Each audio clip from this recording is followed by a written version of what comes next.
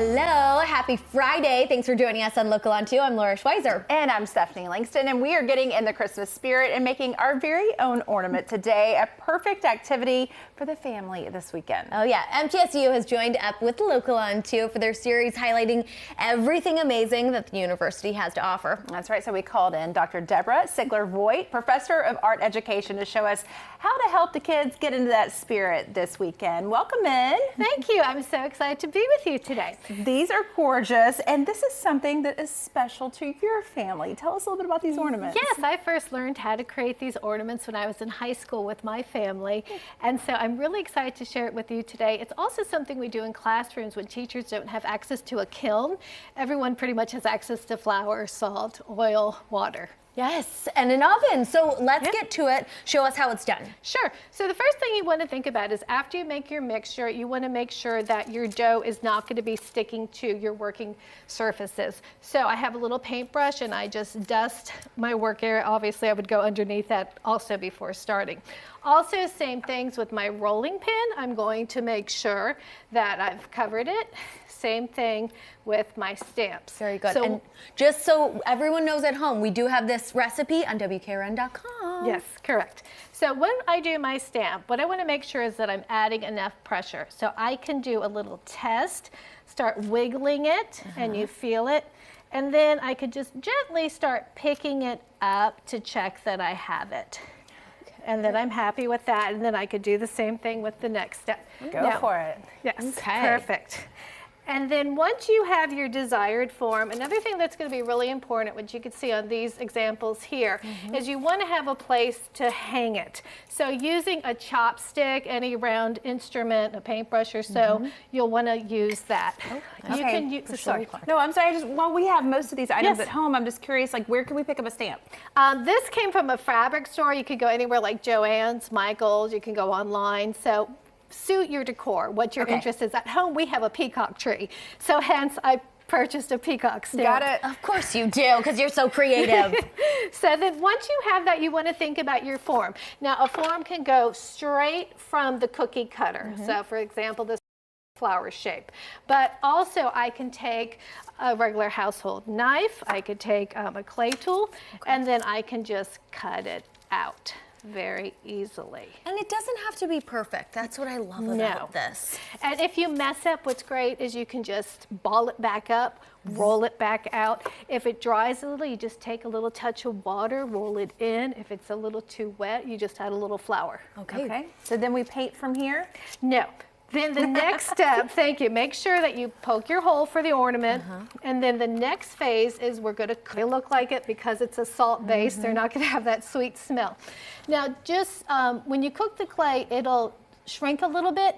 So I used the gems in there that I was going to use just as a placeholder. I took them out because when they cook, they melt a little bit. It holds that little space for the Correct. Then know that painting is a layering process. So I'm not going to get the look that I want the first layer of paint. So these are what I call base coats. Now, one thing I do like, since these are going in a Christmas tree, is if I could find an iridescent paint color, like pretty. A craft paint. That's one option. But let's say something like a candy cane, that's a bit harder. And so I like the idea of a paint marker because it has a chisel tip, and then I could draw it right on. And this is an undercoat, so I want you to see the difference where it's not as perfected as the other ornaments that you see. The final ones, which are just absolutely gorgeous. I love that paint that you're using there. So we cook it for how long? It depends on your oven. So anywhere from 30 minutes to 60 minutes, and it's going to go from about 300 to 350 degrees. So just play around with it. You want all the moisture to be out. Okay, very good. You know, the holidays can be hard for some. But I love, you know, art is healing, they say. Absolutely. And so that's one of the reasons I added a haiku to the ornaments, because it can be a wonderful time of togetherness, but for some people it can be sad, and maybe we have memories of people we loved or people that we miss. And so we can write haiku poems which have a 5-7-5 syllable pattern and honor a loved one or honor a memory or a tradition. Okay, and we see that here, so then you can just tie it on to there to make it personalized and one-on-one. Correct. Right. And I picked out an existing gift tag that I knew would match the ornaments that we have. So it's a nice way to just use some leftover tags that you have.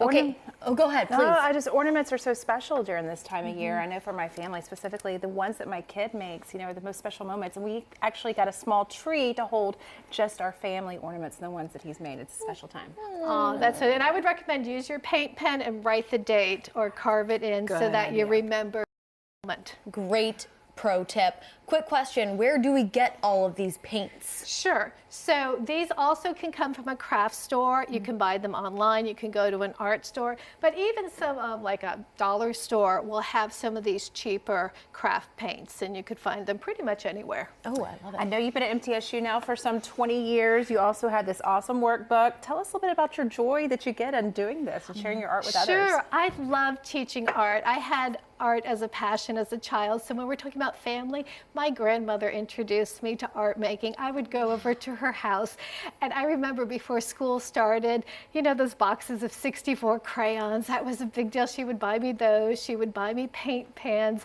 I would go into her sewing box, and so it was just always a family tradition of making. So special. Thank you, Dr. Yes, Deb. thank you so much. You too. Middle Tennessee State University has a program for every interest and every taste. For more information, visit mtsu.edu/MTSU Arts for more content just like you saw here.